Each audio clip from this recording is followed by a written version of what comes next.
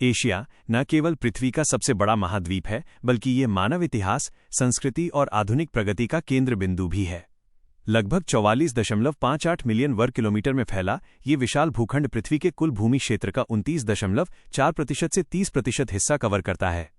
इसका विस्तार उत्तर में बर्फीले आर्कटिक महासागर से लेकर दक्षिण में हिंद महासागर की गर्म लहरों तक है। एशिया केवल जमीन का टुकड़ा नहीं, ये इंसानों का एक महासागर है। दुनिया की 60% आबादी यहीं रहती है। दुनिया के हर 10 में से 6 इंसान एशियाई हैं। यहाँ हजारों भाषाएं बोली जाती हैं और सैकड़ों त्योहार मनाए जाते हैं। हिंदू, मुस्लिम, बौद्ध, ईसाई और सिख प्रमुख धर्मों की शुरुआत इसी पवित्र भूमि से हुई है। एशिया की नदियां इस महाद्वीप की असली धड़कन हैं, जिन्हें सभ्यताओं का पालना कहा जाता है। तिब्बत के पठार से, जिसे एशिया का वाटर टावर भी कहते हैं, दुनिया की कुछ सबसे विशाल नदियां निकलती हैं जो अरबों लोगों का पेट पालती हैं। चीन की यांगजी नदी 6300 किलोमीटर की लंबाई के साथ न केवल एशिया की सबसे लंबी बल्कि दुनिया की तीसरी सबसे लंबी नदी है, जो आधुनिक चीन की अर्थव्यवस्था की रीढ़ मानी जाती है। वहीं पीली नदी हवांग हे अपनी उपजाऊ मिट्टी के लिए प्रसिद्ध है, जिसे चीनी सभ्यता का जन्मस्थल माना जाता है। दक्षिण एशिया में गंगा और ब्रह्मपुत्र नदियां न केवल कृषि का आधार हैं, बल्कि करोड़ों लोगों की आस्था का केंद्र भी हैं।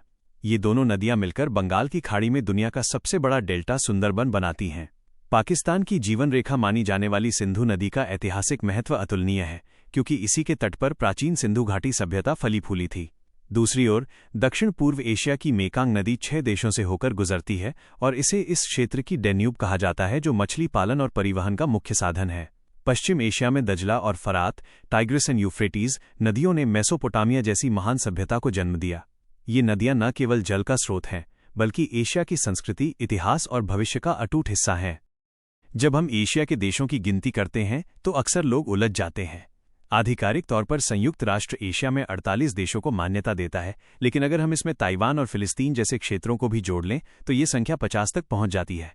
ताइवान, इसके पास देश होने की सभी खूबियां हैं, लेकिन चीन के दबाव के कारण यूनाइटेड नेशन इसे आधिकारिक सदस्य नहीं मानता। फिलिस्तीन, इसे यूनाइटेड नेशन में ऑब्जर्वर स्टैट का दर्जा प्राप्त है, लेकिन कई देश इसे पूर्ण देश मानते हैं। आइए इस विशाल महाद्वीप को इसकी दिशाओं के आधार पर समझते हैं। 1. दक्षिण एशिया। ये एशिया का दिल है, जहां 8 देश हैं: भारत, पाकिस्तान, बांग्लादेश, नेपाल, भूटान, श्रीलंका, मालदीव और अफगानिस्तान। यहां दुनिया की सबसे घनी आबादी बसती है। 2. पूर्वी एशिया। यहां तकनीक और परंपरा का मेल है।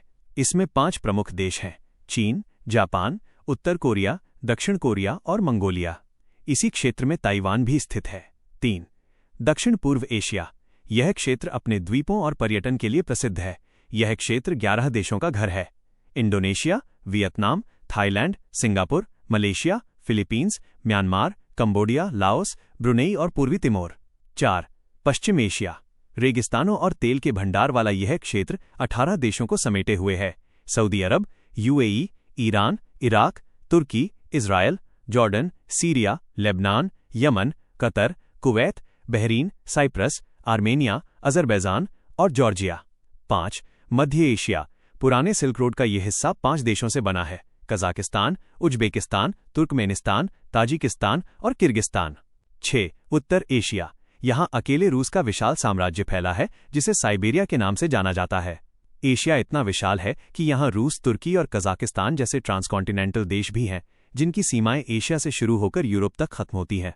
क्षेत्रफल के लिहाज से रूस एशियाई हिस्सा सबसे बड़ा है, तो हिंद महासागर की गोद में बसा मालदीव इस महाद्वीप का सबसे छोटा देश है।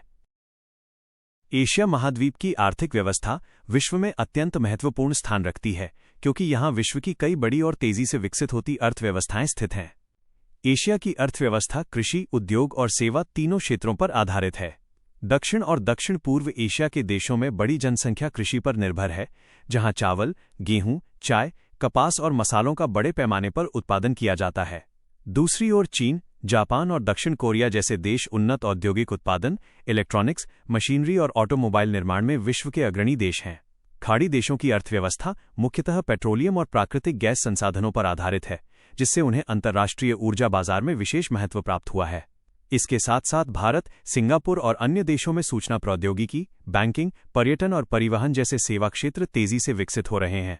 बढ़ती जनसंख्या, तकनीकी प्रगति और अंतर्राष्ट्रीय व्यापार के कारण एशिया आज वैश्विक आर्थिक विकास का प्रमुख केंद्र बनता जा रहा। एशिया विश्व का सबसे बड़ा महाद्वीप है और यहाँ कई महत्वपूर्ण विश्व रिकॉर्ड पाए जाते हैं। तिब्बत का पठार दुनिया का सबसे ऊंचा और बड़ा पठार है, जिसे दुनिया की छत और एशिया का वाटर टावर कहा जाता है। अनोखा शहर तुर्की का एक महत्वपूर्ण इस्तांबुल शहर दो महाद्वीपों के बीच एक पुल की तरह काम करता है। इस्तांबुल दुनिया का इकलौता ऐसा शहर है जो आधा एशिया और आधा यूरोप में स्थित है। बारिश का रिकॉर्ड भारत के मेघालय का मासिनराम, जहां दुनिया में सबसे ज्यादा बारिश होती है, सालाना लगभग 11,871 मिलीमीटर बारिश होती है।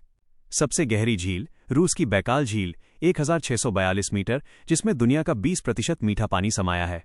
कैस्पियन सागर ये दुनिया की सबसे बड़ी झील है जो एशिया और यूरोप की सीमा पर है। सुपर पावर तकनीक दुनिया के सबसे शक्तिशाली सुपर कंप्यूटर बनाने में चीन और जापान का कोई मुकाबला नहीं है। चिप किंग ताइवान, जहां दुनिया की 90% सबसे एडवांस माइक्रोचिप्स बनाई जाती हैं।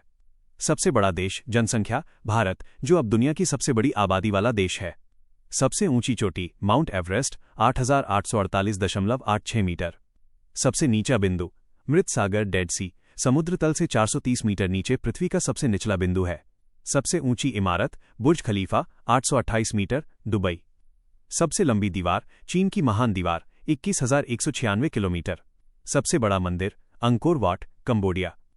दुर्लभ जीव कोमोडो ड्रैगन, इंडोनेशिया और जायंट पांडा, केवल चीन। तो दोस्तों, ये था हमारा विशाल और अद्भुत एशिया। आप इस महाद्वीप के कौन से देश में रहते हैं, कमेंट में जरूर बताएं। अगर आपको ये वीडियो पसंद आई तो इसे लाइक करें और ऐसी ही और जानकारी के लिए चैनल को सब्सक्राइब करना न भूलें। मिलते हैं अगली वीडियो में एक नए सफर के साथ। देखने के लिए शुक्रिया।